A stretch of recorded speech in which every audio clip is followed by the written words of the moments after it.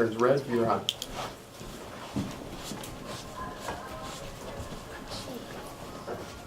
It is 4:45 p.m. on Thursday, April 4th, 2019. This is a regular monthly meeting of the Ogdenburg Bridge and Port Authority. Call the meeting to order. Dennis? There are several letters, communications before the board today, none requiring action. But just a couple of things to point out. Significant interest in the Ogdensburg Airport up in Ottawa. You'll hear about that in a couple of minutes. There is the show cause, or not show cause, I forget the exact term, but there is an essential air service thing further down in the packet, just reaffirming that Ogdensburg and SkyWest do have essential air service. Second item there is the $185,000 letter from the FAA regarding the Ogdensburg Airport, and we've since received the cash on that. Another article about the Chicago flights.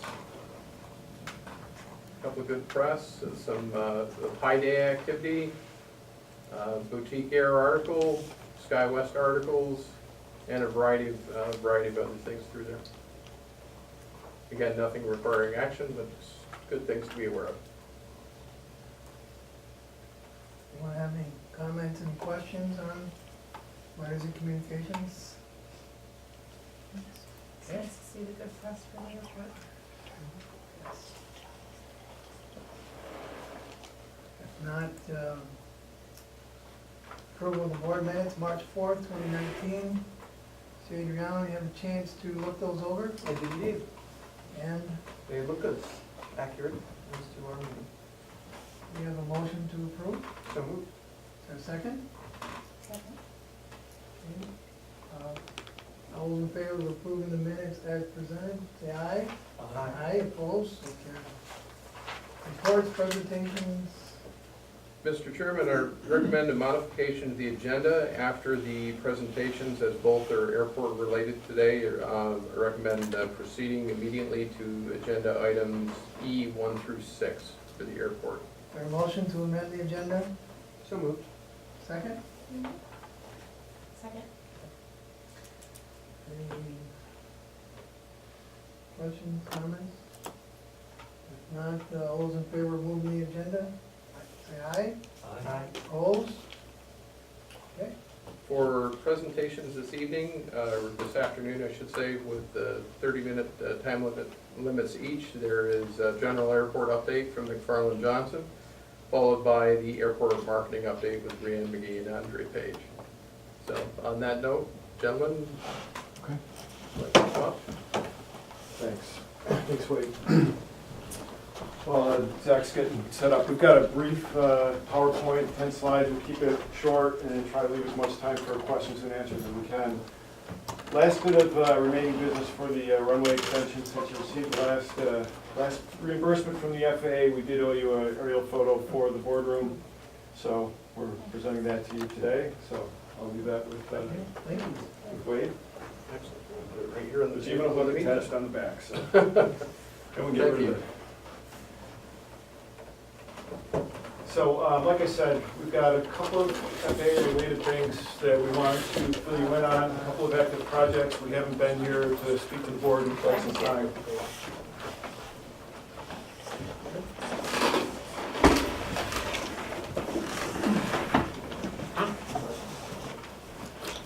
So we want to give you an update on current projects. There's an approach light system that's under design. There's a drainage study that's just about wrapped up, which really sets the table for the terminal area plan and the recommendations that come out of the terminal area plan. I know you've seen bits and pieces of that in the past, but we'll give you an update on where we are.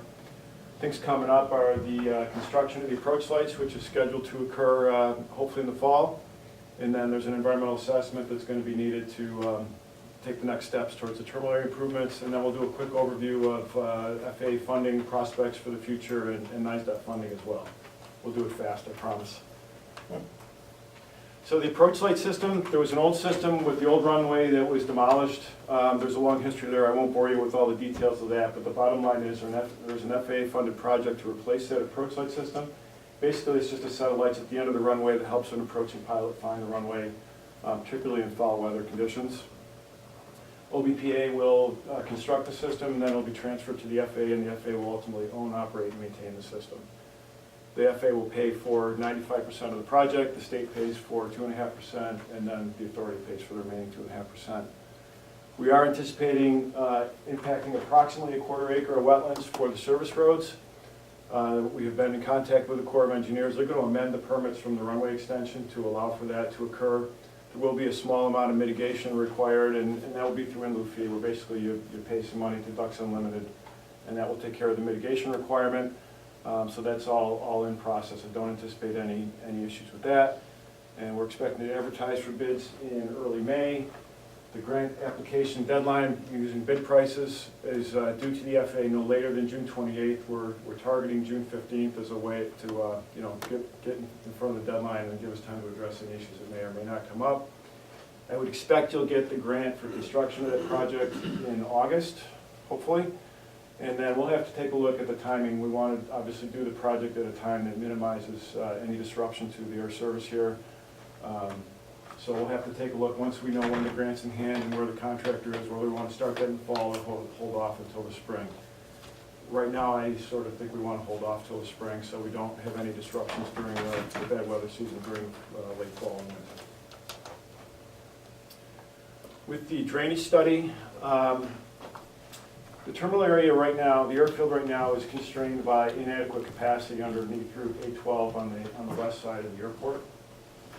And so the purpose of that study really was to look at what could be done to provide adequate drainage capacity to allow future development at the airport as it's warranted. The study was done in parallel with the terminal area plan, and all of the findings assume full build out of everything that's in the terminal area plan. So it sets the foundation for that build out, and you'll have plenty of capacity to get the drainage off the airport if everything gets built. Hopefully, we're all fortunate enough that things develop here at the airport to demand that. We're looking for sufficient capacity so we can direct discharge to the Oswegatchie River.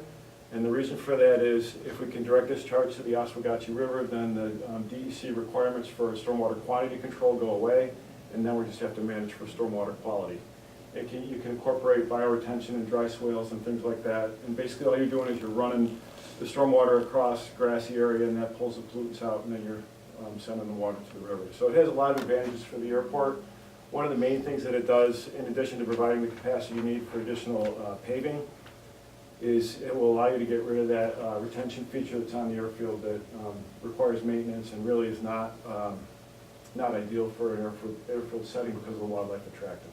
So it has a lot of benefits. One of the things we did consider is you've got a number of landowners over on the other side of Route 812 and wanted to minimize the amount of interaction and work you had to do with those landowners. We wanted to try as much as we could to work within your existing drainage easements. So this drawing really illustrates what we're going to do. Most of your drainage comes down this way, and then there's 3 existing outfalls. There's one here, and there's one here. This one has failed, it's collapsed. These are in poor condition. So what we're proposing to do is inspect and repair and make sure this outfall is in good condition. Divert most of the flow to the north. We're going to close this outfall because it's not doing a whole lot for you. And then upsize this from a 15-inch pipe to a 60-inch pipe. And that's where you get most of your drainage capacity. Did you say 16? 60. Yes. Yeah, it'll go from a 15-inch metal pipe to a 60-inch concrete pipe. Now, does that go through the, part of the old Augsburg Cemetery? We stayed out of the cemetery. The one on the bottom goes through the cemetery. Yes. Not the one on the top? Right. We tried to stay within your It's land that's owned by the cemetery, but not, Yes, right. not currently utilized by the cemetery. Good, So, good. paid very close attention to it. We know the cemetery is a big issue. So. And I'll have Zach, staff from our office, talk about the terminal area plan. So, thank you. So we have spent a lot of time over the last 2 years coordinating with the FAA on a number of different nuances regarding how we should be planning for the future of the terminal area here at the airport. Obviously we did a substantial amount of work a few years ago trying to get the runway in place and putting together a terminal that was is functional and worked for today, but maybe wouldn't accommodate a lot of growth down the road. I think Jeff has been here a few times, and it's a short term, a 5 to 6 year, maybe 5 to 10 year solution in that building.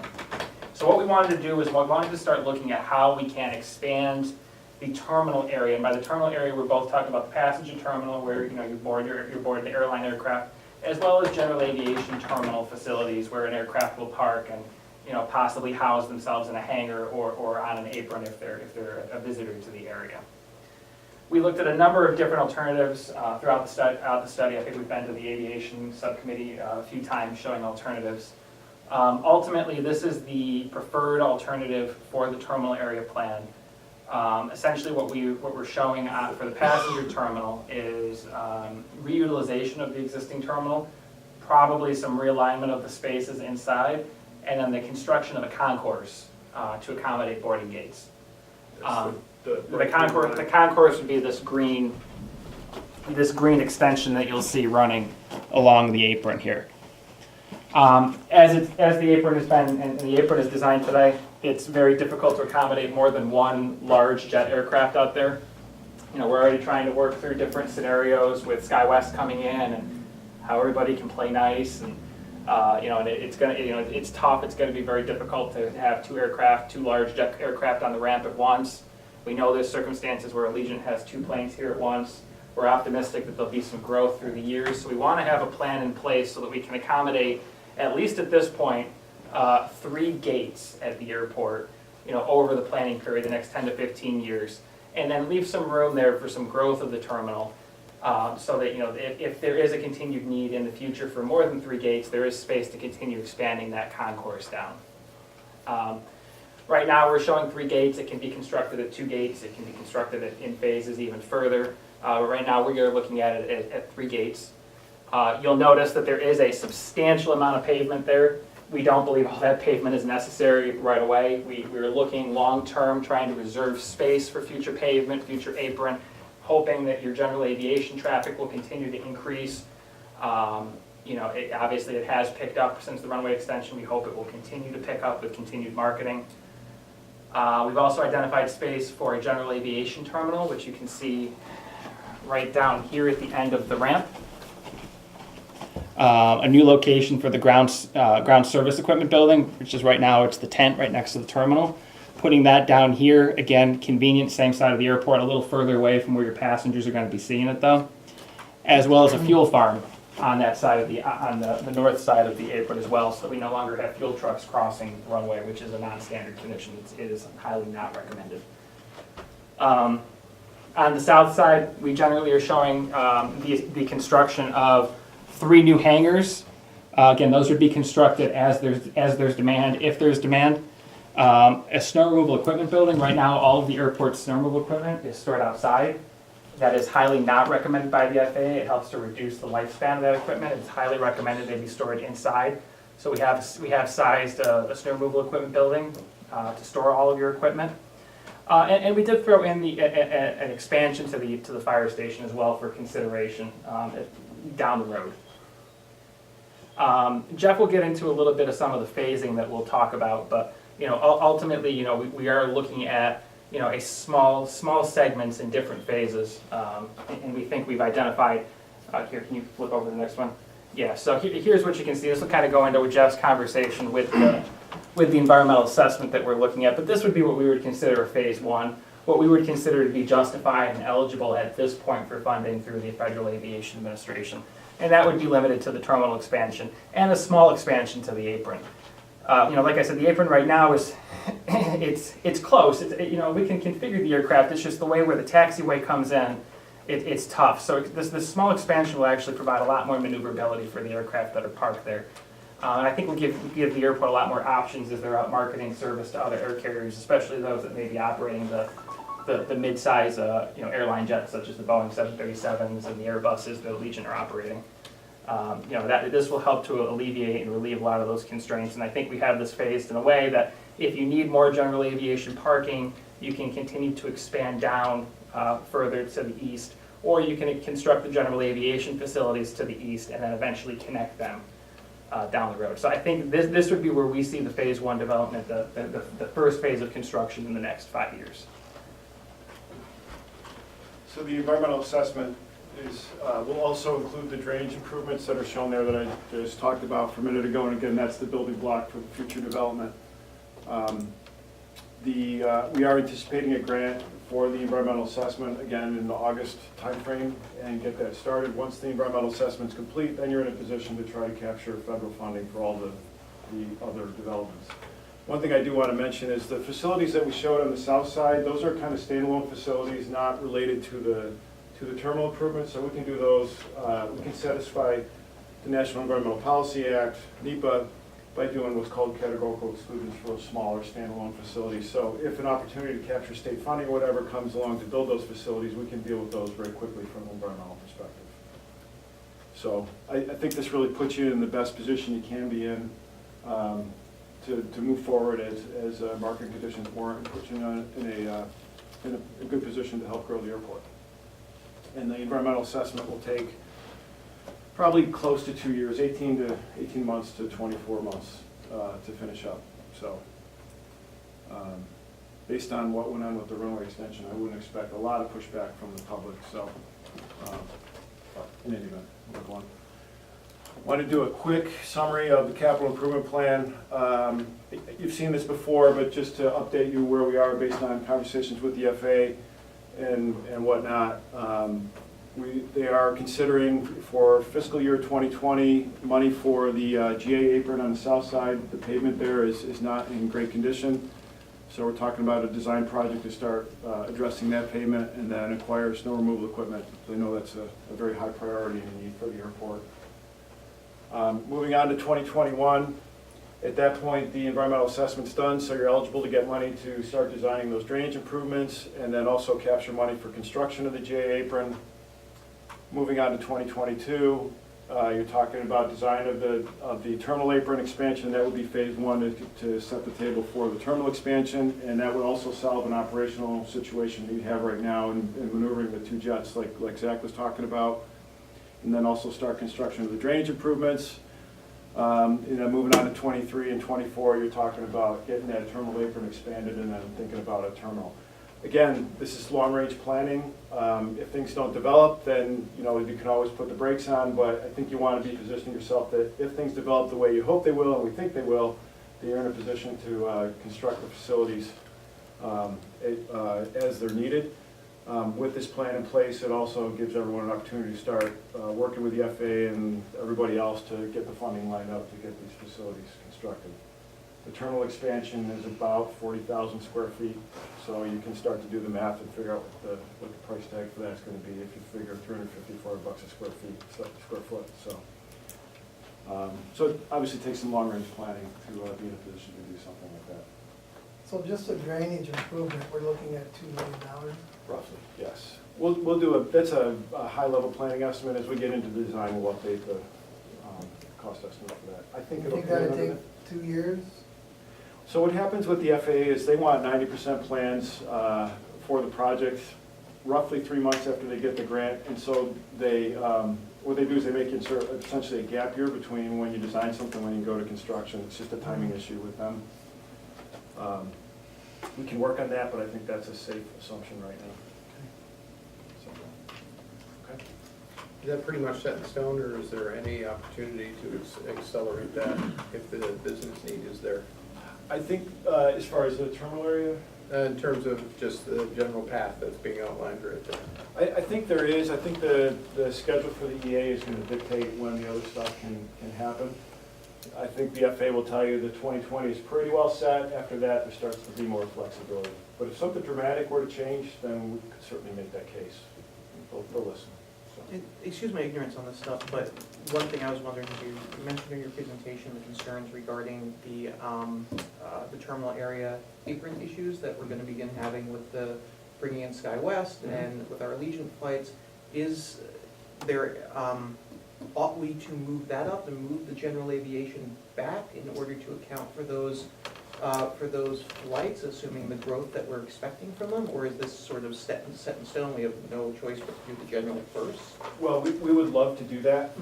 The problem is that you can't move forward with that project until the environmental assessment's done. I see. So while you've got that gap in time, that's a good time to go and get the GA. Okay. Yeah, because with the GA, we're rehabilitating that existing pavement, that falls under that shorter categorical exclusion underneath us, so it's a much faster environmental, it's a good project to fill in a year while you're waiting to get the environmental done.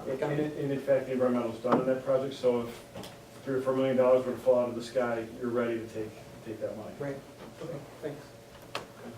We also did try that approach with the FAA as well, but as they're controlling the funds, it's their funds, their priorities. Right, So- yeah. And they have a priority ranking, that all FAA funds come, there's a national priority, there's a numbering system.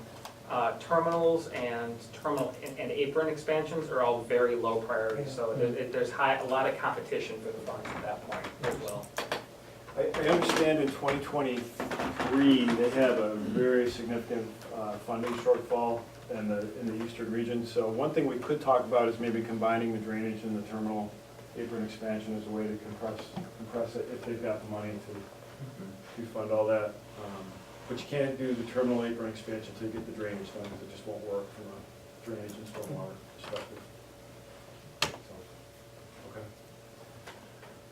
Last thing I wanted to touch on tonight was we were all disappointed that the aviation grant application for the sewer and water connection was not funded. I honestly thought that was a great project. We do have a meeting scheduled with NISDOT on April 17th to get some feedback on why not. I have a couple of theories, but we'll see what kind of feedback we got. Once we get that feedback, we'll sit down and figure out what to do next. There is another round of funding coming, probably sometime later in the spring or early summer. Maybe we resubmit that project with some modifications, or maybe we look at something else. But there is another funding opportunity coming. Our understanding at this point is that the pot of money that's available to the state is somewhat smaller than previous years, so it's going to make it harder. But I still think that's a good project, and obviously one we need very badly, and we'd like to see that happen. Globally, they really like, if you look at the projects they're funding, they like projects that you can quantify, that are going to produce revenue for you, or they're going to significantly reduce your operating expenses. And if you can make that very explicit link, they like those projects. I do think that with where we are with the terminal area plan, we can put a different spin on the sewer and water connection, because you've got to do the sewer and water to build that terminal expansion, so we can tell a little bit different story rather than the maintenance kind of thing. So again, projects we've talked about, and we're certainly open to suggestion, but projects we've talked about with Steph and Wade are resubmitting the sewer, perhaps, depending on the feedback, or snow removal equipment, or maybe there's something else that is a higher need. So we've got some time to work through that, but the clock is kind of ticking, and we do need to make some decisions in the fairly near term. So, Is that on the agenda for our next facilities committee meeting? That can be. yep.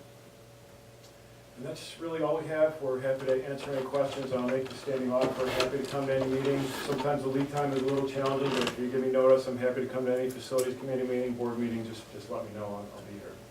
So, Questions?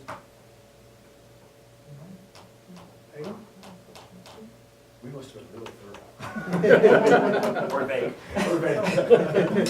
More questions after you find out why we got turned down. Well, maybe. Right, Yeah, this is yeah, true. I would be interested in that. Yeah, we'll report back. Wade will be at the meeting, obviously, and Yeah. we'll let you know. But it's something that is important to us, would lower our operating costs, Yeah. I think significantly, and I think we need it for future growth. In putting together that grant application, it was very easy to make the case based on public health and some of those things. It was very hard to point to, receipts essentially to say, here's some costs we're incurring because of that.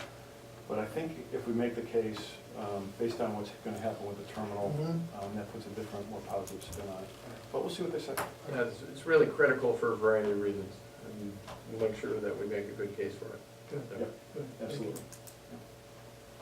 Okay. Thank you. Thank you, gentlemen. Next up are Rhiann McGee and Andre Page with an airport marketing update.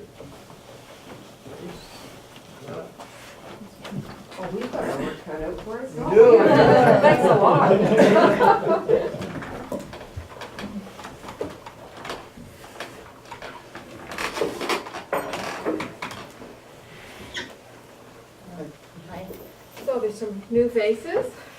don't believe we've met No, before. hi, Joe and Brianna. Nice to meet you, Rayanne and Andre. Nice to meet you. And I think almost everybody else, I think we've met everybody else before.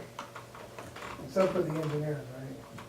I'm sorry? So except for the engineers? Well, and we've met them now. We're gonna take an approach where we're gonna quickly go through the statement of work that is on the table for your approval for the next 12-month period, beginning April 1st until March 31st. We do recognize and realize there are some people that haven't been with us historically from the beginning. So in what you have in front of you, we did do a bit of history on when it started in October 2016, which is when we started working with the authority. So what I'll maybe do is, we'll quickly go through this, but I think the time would be best served if you have questions. Anything you want to know, we'll bring you up to date. We'll talk about what we've done up to March 31st of this year, give you a snapshot of what we're looking forward to next year, and hearing what you had to say, that's very encouraging because that stimulates our thought process when we're doing our vision view out for the next 24-month period. So that was helpful. So if we take a quick look at the statement of work, anything that is highlighted in kind of a yellow bar, that's an achievement. We have done our very, very best. Sorry, do you want to have Excuse me, copies? do we have- We'll share. Electric? Here, I can give you that one, I'll share this one. This is the document we're referring to, the statement of work. I think Chris and I have seen it frontwards, backwards, sideways. Oh, well then, would you like to do this? No, that's okay. Oh, all right. Here, I'll get this back because I've. You're good? Okay. Okay. Great. So anything that is highlighted at the beginning is a typical, as an accomplishment or an achievement, because everything we have been trying to do in our marketing is everything to be measurable to the best of our ability. So one of the ways that was a measuring at the beginning in 2016 was the emplanements. That was crucial to enable all of us to move forward. So that's why that's highlighted. The next significant achievement with the airport is when we look at the number of people that passed through the airport, and when you consider the number of flights that we're running weekly, it's a pretty significant number that by the end of December 2017, there was 45,000 plus people that had gone through the airport. So those are types of numbers that show, okay, we're on the right track, we're sending the right message, we're putting out to people the type of service that the airport offers, and they're coming, so they're starting to come. Again, in October 2018, there's another highlighted area there, which we celebrated the 100,000th passenger coming through, and again, another significant achievement. So the numbers are growing, which is really good. How we get the message out is what we do kind of all day, every day, to think of creative ways to get people encouraged to come and use your airport. If we flip over to, I think we will go right through page 3. In 2018, we had a significant change in our scope of work. The decision was made at that time that the authority was going to redirect all marketing funds to the Canadian side, which meant that Andre and I were basically, if I can use a term, it was on our shoulders to create and present the right messaging and continue to grow, all right? So that was our challenge in 2018. So as a result of that, we took that strategy and we worked with it, and some interesting elements came out of it. We really pushed the social media side. We had been doing that before because we always took a holistic approach to marketing where we looked at everything, top-down approach. So we looked at social media, we looked at print, we were looking at all kinds of ways that we can get the message out. But because all the marketing was coming to the Canadian side, we said, okay, we've got to get in as quickly as we can with the most measurable return that we can share back with you. And the way to do that is through social media, it's measurable. It was also when we took over Facebook, actually posting it ourselves. It was being done on the American side at the time, Right. but we took it over 7 days a week. We kind of did. And that's a very key point, because once we make that commitment to go into the world of social media, the commitment there is, it's one thing to post, but we have to be responsive.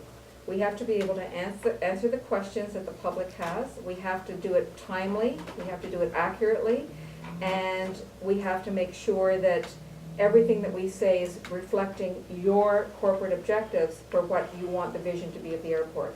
So it's an interesting dynamic, and we do this a number of ways. We respond on Facebook, which is one way, and another way we do it is we do it through the client customer care, which is the email approach, where people reach out and ask all kinds of questions. So very regularly, we are in touch with Wade on a regular basis. Obviously, we don't know everything, and there are things that we will get direction to be able to respond properly to the public. So on page 3, you'll see some numbers there, which is, they're very good numbers actually. You'll see the Canadian team, we're engaging now with over 3,100 followers on Facebook, but we're doing that 7 days a week. We have had a reach, we get post booth, and one of the things we did put in was Stephanie's appointment, which had an extremely high viewership out there, and it reached well over 3,800 people. This is the Facebook campaigns that we are running. Now, Stephanie, I'm sorry to tell you, but your record's been broken because the post we put 2 days ago about Washington and Chicago. Beat you. Just looking at the stats right before, we're up to 4,890 views in 2 days, the vast majority of that. So, It's so just exciting, but sorry, you had it for a while. Yeah, held it for a while. Easy come, easy go. So typically, like more than 140 emails over the last year. Again, those are responded to 7 days a week. We have a special account set up when you want to run a special promotion, or if there's areas that you want to drive revenue to. We set up sites to do that. We monitor it, we promote it, and we track it. So if we flip over to the next page on page 5, I'm going to take us right down to the objectives from April going forward for 2019 to 2020, which is really what we want to take, where we want to take you now. We want and need to continue to build on the momentum that we've already had. And we have just come off the end of March. We had a great momentum at the Ottawa Travel Show. And I mean, we were there, we were all there. The people that came, the sincerity of interest, everybody that came, they traveled. So it wasn't like it was a mixed show, it was all about travel. They love your airport and the people that greet them when they come to this airport. You've got a jewel here. And Wade heard it, I heard it, Andre heard it, all throughout the 2 days.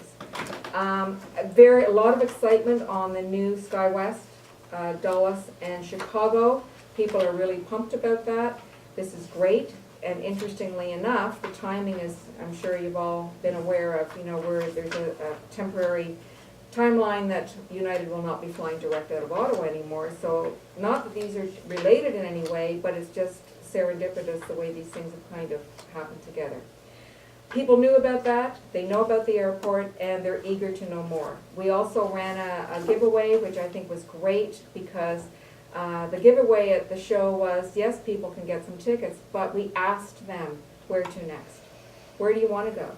So people are now part of, and they feel that they're part of the growth of this airport, which again is something that is very unique in this industry.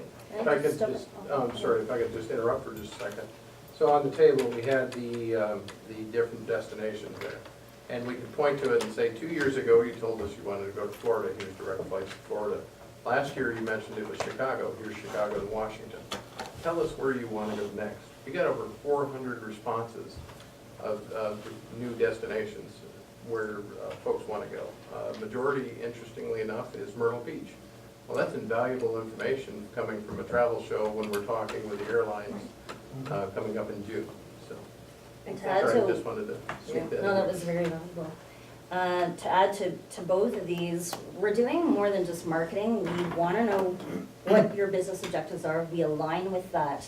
And the marketing strategies that we come up with are not only to get people to come to your airport, it's also to collect information that help us make informed decisions about where we go next. So that is just one primary example of how we asked. Another question on the ballot was, how did you hear about us? So we're collecting statistics not only through that, and it's also through the website, because we actually launched a brand new website last year.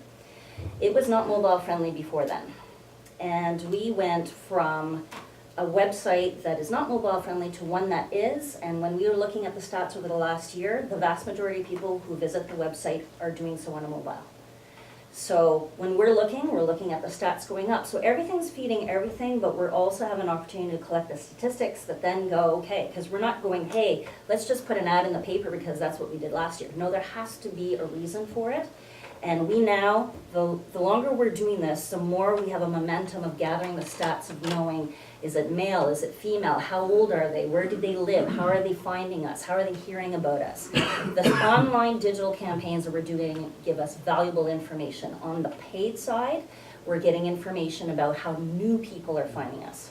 On the organic side, when we're engaging with our followers, we're getting more information about how they share information with us and how they find out new things about us. So that's Exactly. essentially all of the various things that we do that come into play. Right. And going forward, we're doing more of that and wider. So we're going more focused, and we're gonna spread as well, because now we are accommodating another airline as well. And the sensitivity to their culture, we pay a lot of attention to as well. What their messages are and how the airport can complement that.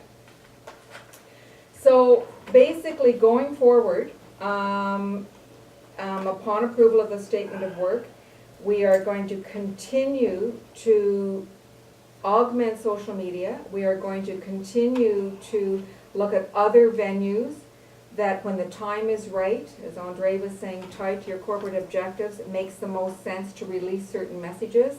We are going to do that very cautiously and very carefully to get the biggest return on your investment of that. And the other things we've been doing, we always do outreach, we continue to do writing, we continue to develop materials like this. You know, this type of thing would be great. These can be posted in,